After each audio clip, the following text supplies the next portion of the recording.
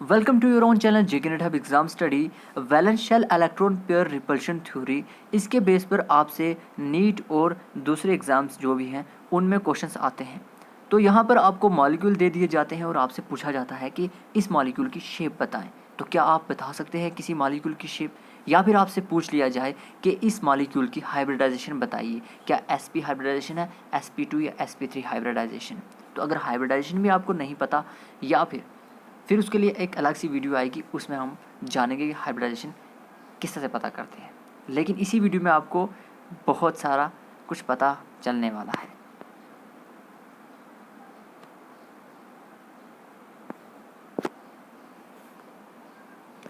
तो यहाँ पर सबसे पहले बात करेंगे electron pairs, sigma bond pairs and lone pairs of central atom of a covalent molecule. तो ये लाइन, इसमें से बहुत सारी चीज़ें हमारे सामने आती हैं। एक तो इलेक्ट्रॉन पेयर्स होने चाहिए, ये तो हमें पता चल गया कि एक इलेक्ट्रॉन और दो इलेक्ट्रॉन ये मिलके एक पेयर बन गया क्योंकि जोड़ा है। बट कौन कौन से? सिग्मा बॉन्ड्स पेयर और लोन पेयर। अब ये क्या होते हैं भाई? क्या आपको पता है सिग्मा बॉन्ड क्या होते हैं? तो चलो जान लेते हैं पहले सिग्मा बॉन्ड क्या होते हैं और लोन पेयर क्या होते हैं जल्दी से, फिर आगे हम बढ़ते हैं। हमारे पास यहाँ पर फॉर्मल्डिहाइड, जिसमें दो हाइड्रोजन के एटम है, एक कार्बन और एक ऑक्सीजन का। हाइड्रोजन के पास एक इलेक्ट्रॉन है इस मॉलिक्यूल में, और कार्बन के पास 4 इलेक्ट्रॉन है, जो कि आउटरमोस्ट शेल में 4 इलेक्ट्रॉन है इसके पास।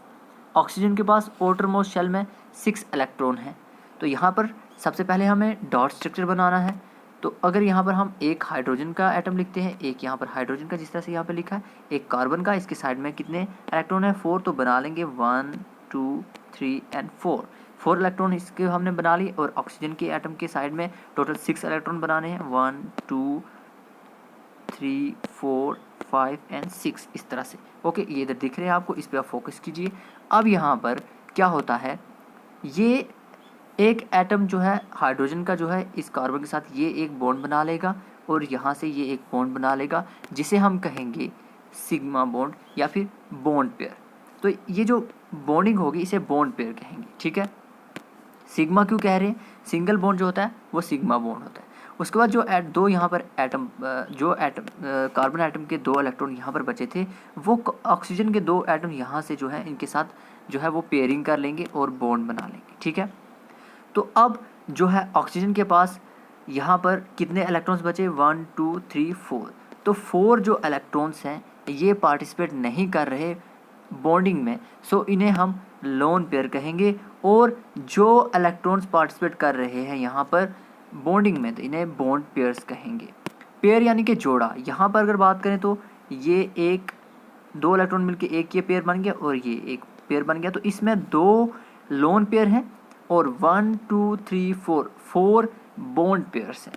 तो बॉन्ड पेयर और लोन पेयर में आपको फ़र्क, डिफरेंस पता चल गया होगा। एक चीज़ और यहाँ पर सीख लेते हैं, सिग्मा सिंगल बॉन्ड होता है उसे सिग्मा बॉन्ड कहते हैं। जैसे इस मॉलिक्यूल की बात करें तो यहाँ पर 1 2 एंड 3, यहाँ पर 3 सिग्मा बॉन्ड है, और ये जो डबल बॉन्ड है इसमें एक सिग्मा और एक पाई बॉन्ड है। पाई इस तरह से हम रिप्रेजेंट करते हैं, सिग्मा बॉन्ड को हम इस तरह से, इसका सिंबल है। ओके, तो हमें अब पता चल गया कि सिग्मा बॉन्ड पेयर्स और लोन पेयर्स में फ़र्क पता चल गया। अब हम चलते हैं अपने पेयर रिपल्शन थ्योरी के ऊपर। तो अब हमें पता चल गया, अब यहाँ पर जो है जो मॉलिक्यूल दिया जाएगा उसमें जो सेंट्रल एटम होगा, जो कोवेलेंट मॉलिक्यूल यानी कि शेयरिंग करके जो इलेक्ट्रॉन शेयरिंग हुई है उसी को हम यहाँ पर कोवेलेंट मॉलिक्यूल कह रहे हैं। तो मॉलिक्यूल क्या होता है? दो या दो से ज़्यादा जब एटम मिल जाते हैं तो वो मॉलिक्यूल बन जाता है। तो मॉलिक्यूल के पता चल गया कोवेलेंट यानी कि शेयरिंग ऑफ इलेक्ट्रॉन्स, और यहाँ पर सिग्मा बॉन्ड का भी पता चल गया और लोन पेयर का पता चल गया। अब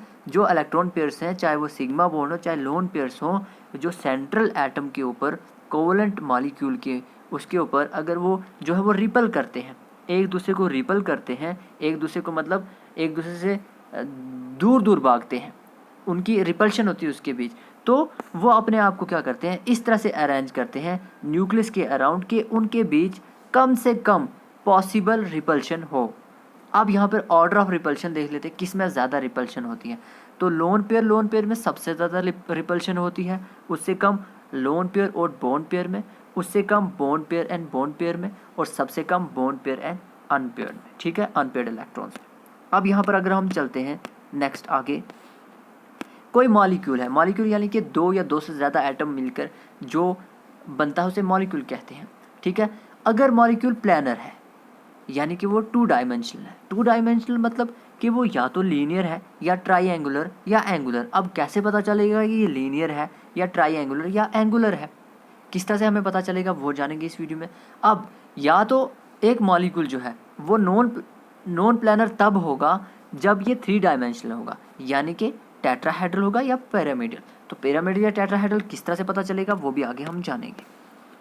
तो आपको ये याद रख लेना है कि जो मॉलिक्यूल प्लानर होगा वो या तो लीनियर जो होते हैं वो मॉलिक्यूल वो प्लानर होते हैं, एंगुलर प्लानर होते हैं, और ट्राइएंगुलर जो होते हैं ये प्लानर मॉलिक्यूल्स होते हैं, और नॉन प्लानर टेट्राहेड्रल या पिरामिडल जो मॉलिक्यूल्स होते हैं वो होते हैं। अब आगे हम चलते हैं, किस तरह से आपको पता चलेगा।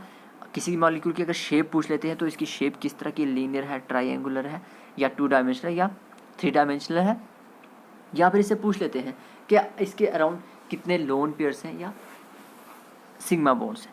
तो यहाँ पर अगर आपको शेप का पूछा जाता है तो सबसे पहले यहाँ पर अगर आपको दिख रहा है तो यहाँ पर लिखा है हमने लीनियर शेप।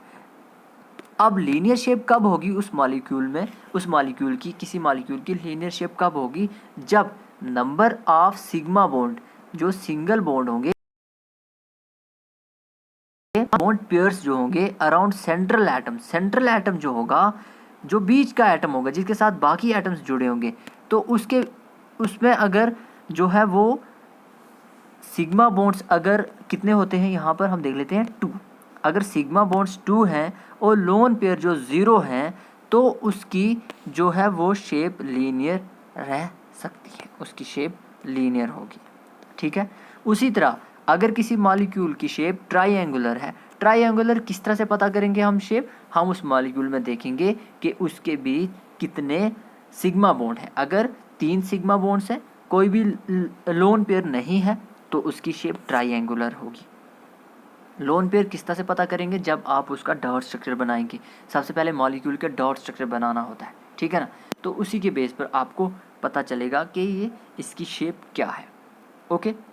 उसके बाद अगर नंबर ऑफ सिग्मा बॉन्ड 2 हैं और लोन पेयर 1 है, यानी कि टोटल इसके पास अब 3 पेयर्स हैं जिसमें 2 सिग्मा बॉन्ड है, एक लोन पेयर है, तो उसकी शेप हमेशा एंगुलर होगी।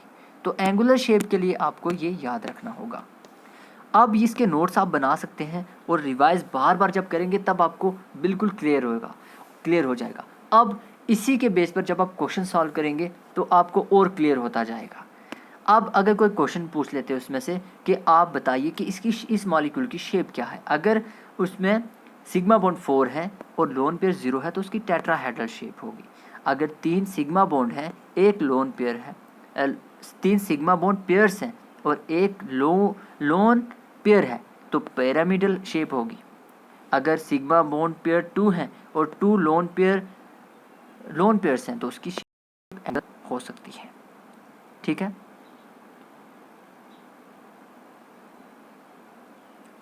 उसके बाद 5 सिग्मा बॉन्ड पेयर्स हैं और 0 लोन पेयर हैं तो ट्राइएंगुलर बाइपिरामिडल शेप होगी। 4 sigma bond pair, 1 loan pair और इरेगुलर टेट्राहेड्रल शेप रह सकती है उसकी, होगी। उसके बाद 3 सिग्मा बॉन्ड पेयर्स हैं और 2 लोन पेयर हैं तो उसकी टी शेप मॉलिक्यूल होगा वो, ठीक है। उसी तरह 6 sigma bond pairs and 0 lone pairs पे कोई भी नहीं है तो उसकी ऑक्टाहेड्रल यानी कि स्क्वायर बाइपिरामिडल उसकी शेप होगी, आप बता सकते हैं उसमें, ओके। इसी तरह आप ये नीचे डाउनलोड जान सकते हैं। यहाँ पर अगर सिग्मा बॉन्ड पेयर 5 है और लोन पेयर 1 है तो उसके स्क्वायर बाइपिरामिडल जो है वो शेप रहेगी, प्रिज्म शेप रहेगी। 4 सिग्मा बॉन्ड पेयर्स हैं, 2 लोन पेयर हैं तो उसकी स्क्वायर प्लानर शेप रहेगी। 7 अगर सिग्मा बॉन्ड पेयर्स हैं, लोन पेयर कोई भी नहीं, तो पेंटागोनल बाइपिरामिडल इसकी शेप रहने वाली है, ओके। उसी तरह सिग्मा बॉन्ड 6 पेयर है सिग्मा बॉन्ड और एक लोन पेयर है तो उसकी इरेगुलर ऑक्टाहेड्रल शेप होगी। और 2 और 3 ये भी लीनियर शेप हो सकती है। तो ये आपको PDF चाहिए तो आप जाकर इसी के बेस पर आप कहीं से भी क्वेश्चन पेपर उठा के देख लीजिए, वो सॉल्व कीजिए, आपके क्वेश्चन ज़रूर सॉल्व होंगे। मैं एक एग्जाम्पल आपको, ऑक्सीजन मॉलिक्यूल की बात करें, एटॉमिक नंबर 8 यानी कि 8 इलेक्ट्रॉन्स हैं इसमें। ओके, ये न्यूक्लियस है, इसके साइड में जो है वो इसके शेल कहलाते हैं, जिसमें इलेक्ट्रॉन रिवॉल्व करते हैं, घूमते हैं। पहले शेल की बात करें तो मैक्सिमम 2 इलेक्ट्रॉन्स आ सकते हैं, तो ऑक्सीजन के पहले 2 इलेक्ट्रॉन इसमें आएंगे, बाकी के बचे हुए 6 इलेक्ट्रॉन्स जो हैं वो सेकंड ऑर्बिट में आएंगे, यानी कि सेकंड शेल में आएंगे। अब समझ आ गई आपको। अब 6 इलेक्ट्रॉन हैं ऑक्सीजन के इस एटम में। अगर अब ये नेक्स्ट किसी और एटम से बॉन्डिंग करता है, ठीक है, इलेक्ट्रॉन शेयर करता है, तो इसके 6 इलेक्ट्रॉन हैं ऑक्टेट पूरा करने के लिए, क्योंकि मैक्सिमम सेकंड शेल में 8 इलेक्ट्रॉन्स आ सकते हैं। 6 इलेक्ट्रॉन इसके पास ऑलरेडी है, 2 इलेक्ट्रॉन और इसे चाहिए, तो जो दूसरा एटम है उसको भी 2 और इलेक्ट्रॉन चाहिए अपना ऑक्टेट पूरा करने के लिए। इसीलिए ये बॉन्डिंग शेयरिंग यहाँ पे बॉन्ड बनाते हैं, इलेक्ट्रॉन शेयर करते हैं, तो इस तरह से ये 2 बॉन्ड बनाएंगे। 3 क्यों नहीं बना रहे? क्योंकि इसे 2 ही इलेक्ट्रॉन चाहिए। 3 क्यों बनाएगा? 1 क्यों नहीं बना रहा? क्योंकि इसे 2 इलेक्ट्रॉन और चाहिए ऑक्टेट पूरा करने के लिए, इसलिए 2 इलेक्ट्रॉन बना रहा है। तो ये इसके भी अब 8 पूरे हो गए आउटरमोस्ट शेल में, इसके भी 8, क्योंकि सेकंड शेल में मैक्सिमम 8 इलेक्ट्रॉन आ सकते हैं। तो इस तरह से बॉन्डिंग होती है मॉलिक्यूल्स के अंदर। अब इसमें सिग्मा बॉन्ड कितने हैं? तो 1 सिग्मा बॉन्ड है और 1 पाई, ठीक है, पाई बॉन्ड है। अगर किसी मॉलिक्यूल के अंदर 3 ट्रिपल बॉन्ड है, ट्रिपल बॉन्ड है, तो इसमें बताओ, आप बताइए कि इसमें सिग्मा बॉन्ड कितने हैं और पाई बॉन्ड कितने हैं। तो अगर बात करें यहाँ पर तो इसके बीच 1 सिग्मा बॉन्ड है और 2 जो है वो पाई बॉन्ड है। ओके, होप ये वीडियो आपके लिए मददगार हो, हेल्पफुल रही होगी, कुछ ना कुछ आपने ज़रूर सीखा होगा जो बिल्कुल नए स्टूडेंट्स हैं। सो इस तरह की और भी वीडियोस हम लेकर आएंगे, हमारे साथ जुड़े रहिए, चैनल को सब्सक्राइब कीजिए, वीडियो अच्छी लगने पर लाइक एंड शेयर ज़रूर कीजिएगा। मिलते हैं हम अगली वीडियो में, तब तक के लिए goodbye, best wishes for your next exam.